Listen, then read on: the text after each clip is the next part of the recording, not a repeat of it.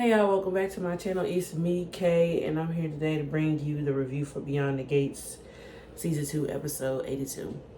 And I just want to talk about a few things that stuck out to me. I don't know if I'm going to necessarily review everything, but I may, shoot. Anyway, so I want to start off with Joey and Vanessa. I'm not the biggest fan of Joey and Vanessa's relationship, but I do think that I just want to know where they're going. Like, I'm just ready to see what direction that they're going with their relationship.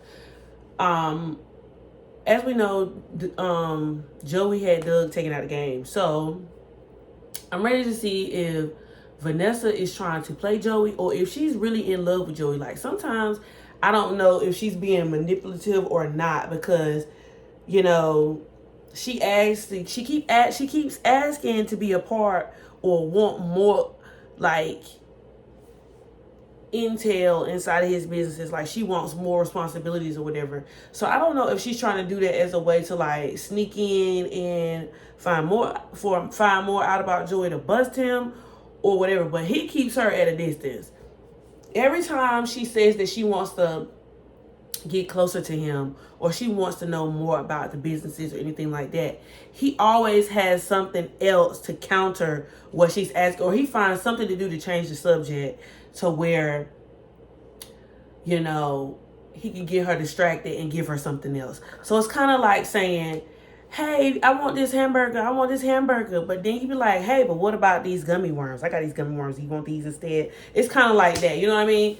And so, like, for example, in this episode, she walks in on Joy reading a letter from a woman named Heather. Now, she says that Heather is Joey's sister. I don't believe that, because with that kind of reaction that Joey was reading that letter from, I feel like that might have been like an old lover or something, or his ex-wife, because it's you know, we were told that Joey had an ex-wife and that I guess the relationship didn't work out and he was extremely hurt about that. But we're told that Heather is his sister and that she just moved away. So I'm just like that whole back and forth between Joey and Vanessa seemed kind of sketch to me. Like, I'm just like, I don't really know if I believe this whole Heather thing. Like, that letter definitely was from somebody, but I don't think it was from his sister. And Joey seems so detached from all of his family. So to me, for someone like him, it's kind of hard to believe that he doesn't talk to any of his family, or at least one of his family members is not involved in his business.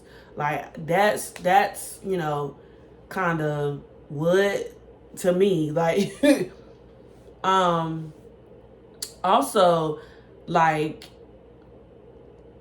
and then when he asked her, or when she asked him about Heather, he was like, what, you don't want to take a walk with me to the gin closet, or you don't want to go and hang out some courtesy trips to the guys in the casino? And she was like, oh, you noticed that? So like, he kind of tried to like to divert her from the thing, but she was like, but Joey, I want to talk about Heather. He was like, but child, she was like, but Joey, I kind of want to talk about Heather. I'm just like, obviously, Vanessa, Heather is not a subject that he wants to talk about. Like, she tries to force him about the situation. Or, matter of fact, like, if I even think about when she asked she asked Joy about something a couple episodes ago. I can't remember which episode it was, but she asked Joy about something a couple episodes ago, and instead of him actually like giving what he want, he was just like, well, why don't you move a couple of things into the penthouse so you know you can start feeling like this is your home. Like, he tried to like make her over easy, something, you know what I mean? So I just don't know. But anyway, also with Vanessa, I don't necessarily know what Vanessa is trying to do with this situation with the penthouse, but it seems like to me she's skeptical about, you know, why all of a sudden Lynette pulled out. Now, as a realtor, you know, I could understand why. But then based off that whole conversation like that she had with Danny, to me, I think she's trying to figure something else out so that she can go and tell Danny, or be like, well, hey, Danny, this is what I found out so far. Because, I mean, same thing with Tomas, because everything about this whole situation, with this whole situation about Lynette is sketch. And as the audience, I'm surprised that we are not privy to where Lynette is or what happened to Lynette. Because typically, you know, when something happens to a character on screen, we'll find out about it. You know, like the whole thing with Chelsea, when Chelsea got abducted. We knew where Chelsea was. We saw everything happen, but everybody else didn't know. So I'm surprised it's not a situation like that. Like, where's Lynette? Where's Lynette at? Also in this episode,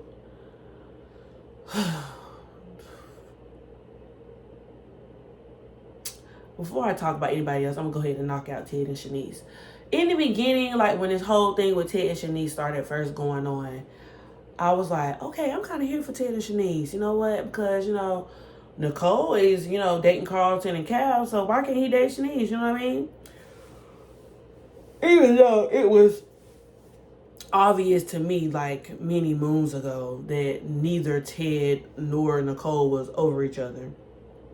But Ted and Shanice are not in the best place based off of Ted's most recent interaction with Leslie. Now, a couple episodes ago, there was a moment when Anita kind of like dug into Leslie, rightfully so, because Leslie be doing way too much. But I could see where Ted kind of felt like the reason why Leslie acts like this is because Ted broke her heart. And so now she just turned into this, you know, bitter woman or whatever like that. I don't know if Leslie has done so much stuff. I don't even know if, you know, Ted not wanting her is the reason why she acts like that. Because according to, well, at least to me, even with past reactions, like before this episode aired and before Shanice said something to Ted about it, I feel like even her mom, Peaches, was like, they didn't have a good relationship. They didn't speak. So I feel like something was going on, or something was off with Leslie in the beginning anyway. So, I just feel like, with the whole Ted having a conversation with Leslie thing, I didn't feel much like about him actually talking to her. But then when he gave the reasoning behind it, I'm just like, okay, that kind of makes sense. Like, I'm not, but then it's just like, toward the end, I'm just like, but Ted, even though Ted tried to do the right thing, he should know Leslie by now. So that's the only part that like bothers me, because he should know Leslie by now. He should know that you cannot even give her a centimeter. She's gonna take it too far. And so she ended up taking it too far, and Shanice was there or whatever. And so I'm glad that Shanice checked him, and I'm glad she stood her ground. But I'm kind of ready now for Ted and Shanice to be over with, because to me, Shanice wants a man, and to me, Shanice needs to date somebody who's gonna care for her. At this point, I'd rather Shanice. Can we hook up Shanice and Carlton? Because clearly, to me, that whole situation with Carlton and Nicole need to be done with. Carlton has way too many feelings for Nicole, and I do not think Nicole is feeling him like that. And for them to keep having them entanglements, it's way deeper for Carlton than it is Nicole. And I feel like seeing the imbalance on screen, I don't want Carlton end up heartbroken when Nicole finally goes back to Ted, because that's exactly what's gonna happen. Nicole and Ted is getting back together, and for at least me to say this is the whole entanglement. Like, okay, this episode is still built around the whole anniversary of the anniversary party, and so Carlton tries to, help Nicole get her mind off of it and everything like that. But then when Nicole starts thinking about Ted, or she has like a flashback, or she like sees Ted in the moment while she's with Carlton, I'm just like, ooh, girl, your subconscious is eating you up. Either this is because you thinking about him because it's your anniversary and that would have been y'all on your anniversary, or all these feelings that you tried to suppress by going through this whole self exploration journey where you trying to find yourself, find out what you like, do things that you didn't do in the past. She kind of trying to have her, outside phase. I'm just like, all this time she been suppressing how she really feel. And I always thought to myself, like, while watching Beyond the Gates, I was like, one thing that we was given with Danny and Bill that we didn't have with Nicole and Ted was that whole back and forth thing. It was like a clean sever.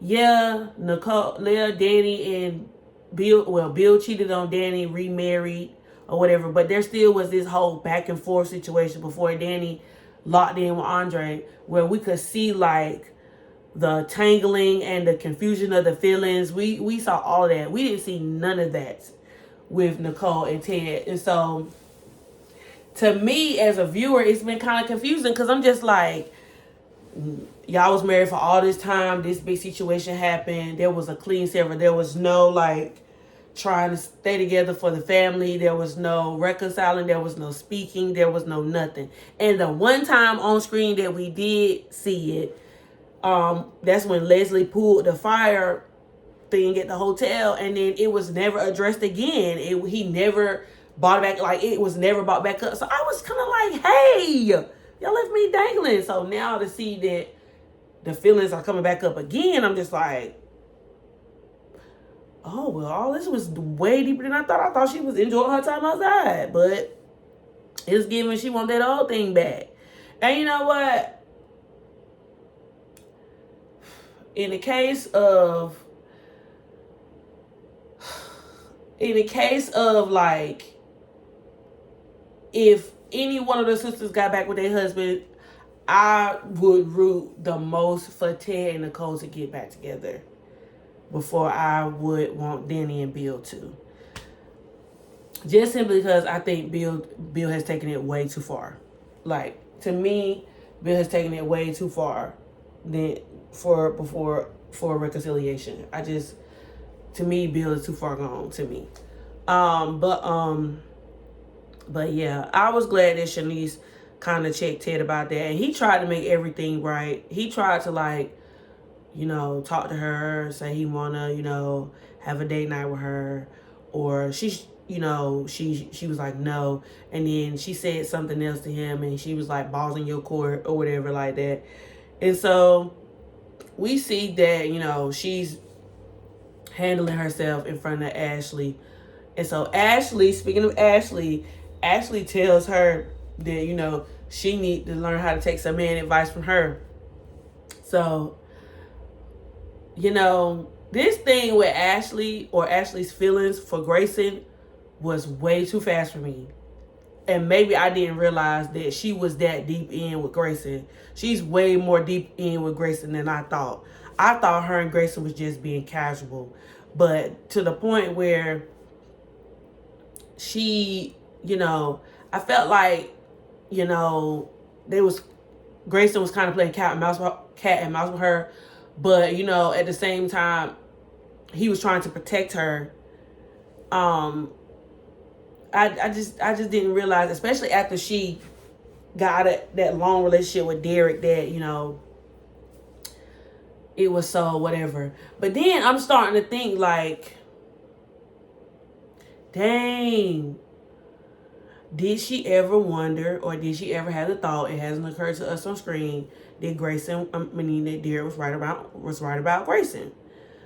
And so it finally comes to, you know, to the point where we see that Grayson now realizes that somebody is following Ashley. So he goes to Ashley's apartment and tells Ashley, pack your bag. I'm going to get a few things for a couple days.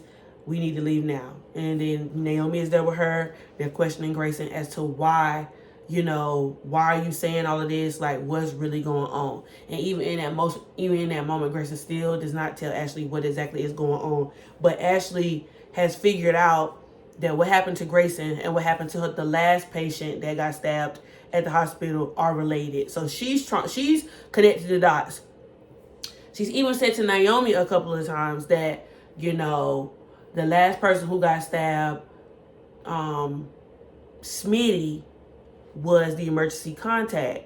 So if Smitty was the emergency contact, he may know what exactly is going on and what exactly Grayson is involved in.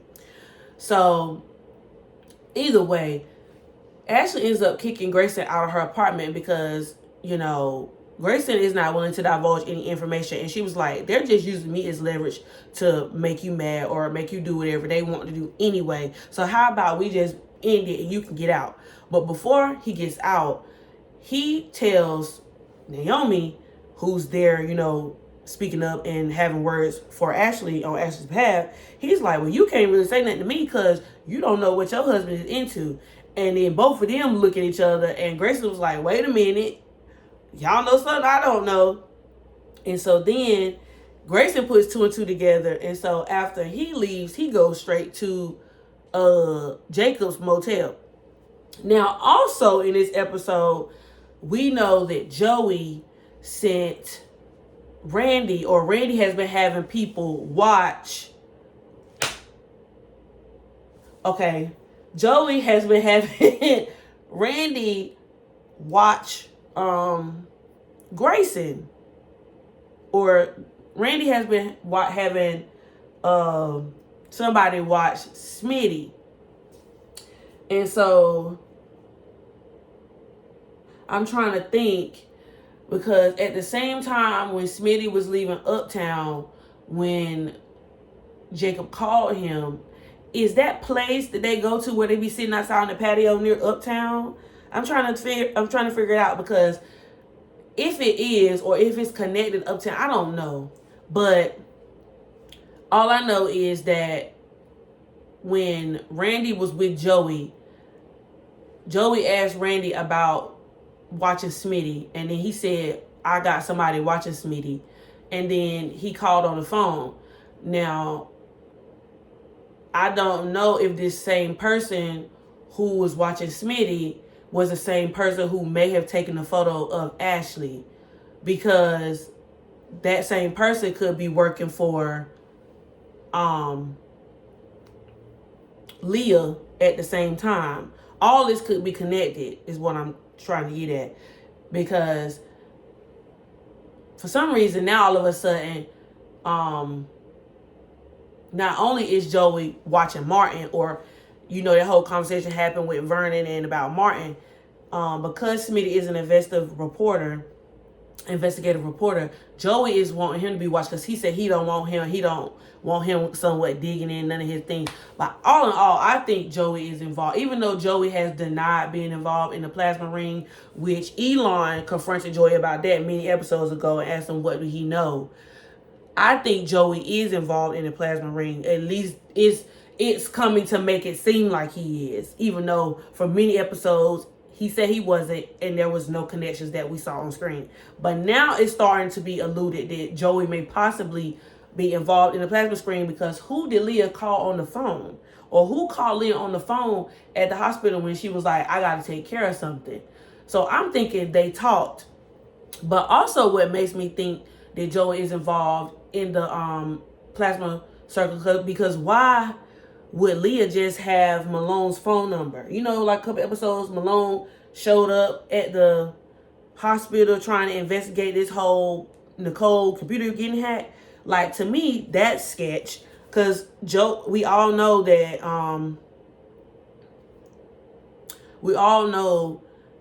Malone works for Joey on the side. So is Joey the impaler, or is Malone the impaler? Because to me, it's given that Leah is not the impaler. I thought Leah was, but to me now, it's seeming like Leah is not the impaler, and that Leah also works for the impaler. So I'm just trying to figure out what exactly is going on. Because I think somehow all of them are involved. Because now the story is also getting deeper. Because with that person following Ashley, that caused Naomi to have to call Jacob. And Jacob put officers outside of Ashley's apartment, where both of them were supposed to stay, but neither one of them ended up staying at the apartment. So then, while Joey tells Randy to follow Smitty, at this point, we see Randy outside that same motel where Smitty went. And it's to the point where Smitty almost got Jacob busted because Randy followed him completely there. It had it not been for Haley telling Randy to come to Uptown at that very moment, they would have all been found out. And then Grayson ended up showing up at the motel when he left Ashley's house. He went straight to the motel. So all of this seems like it's imploding, and Jacob is finna get caught up, all in all. And so I'm just like, I don't know why they even still having like in-person interactions, because Jacob told Smitty not to even come around no more. They was just only supposed to be talking on the phone. So it's just a whole lot going on. And then also, what's confusing to me is they bring up Smitty being the dang, I forgot that man. The other man who got stabbed, being the emergency contact, and Jacob knows this, but now because that's what I'm trying to say. Naomi went to Martin's house to see if Smitty was there. Smitty was not there. Smitty was with Jacob when Naomi called. So now Naomi about to start putting two and two together. She gonna know that she gonna find out that Smitty knew the whole thing about everything with Jacob, everything that was going on from A to Z. So while she was losing her mind about where Jacob was and how he was doing, and even when Naomi was feeling down about it, Smitty would go and check on her. She gonna put all of that together. And now that, Jacob may be found out and a possible trap may be set, Naomi is going to end up pulling more information out of Jacob than what she's supposed to know, because now her and Ashley may possibly be in danger. Crazy, right? So, yeah. I think Malone is involved in the plasma, because how else are they taking people out? We know Ren does, things to people, but I don't necessarily think Ren is the impaler either. I think Ren just might be one of the hitmen, but I don't think he's the hitman. You know what I mean? Especially if they've been covering up all these different things that's been going on, and they've been putting, because Malone was the person who, got rid of the dude Kenny for Martin. Malone also was the dude who got rid of Doug for Joey. So it's not put past me that Malone is probably involved in the plasma ring and he may be the impaler. And we ain't seen him in a while, so what he been doing? And what also made me think that Malone may be the impaler is because, Malone may be a detective in a police force and he may make good money, but enough good money to have a yacht or a boat where he want to just travel the seas on. No, where else he gonna get that money from? And he ain't making that much money doing side quests for Joey. So he got to be getting some money from the plasma ring. And Joey says he got legit businesses and then illegitimate businesses. And I think that the plasma ring may be one of the illegitimate businesses. And that's why he don't want Smitty blowing up the thing. Because if Smitty ends up writing that article exposing them, and if Jacob ends up busting them, that's going to put Joey on the Dupree's back. Because he already got Martin all involved. And then that's going to pull Martin, Bill, Smitty, Vernon, everybody. Everybody gonna be in, like, everybody gonna be basically at will at being exposed. Because Joey said if he go down, everybody going down. So, yeah, y'all. That's my review for episode 82. I'll be back with episode 83. Deuces.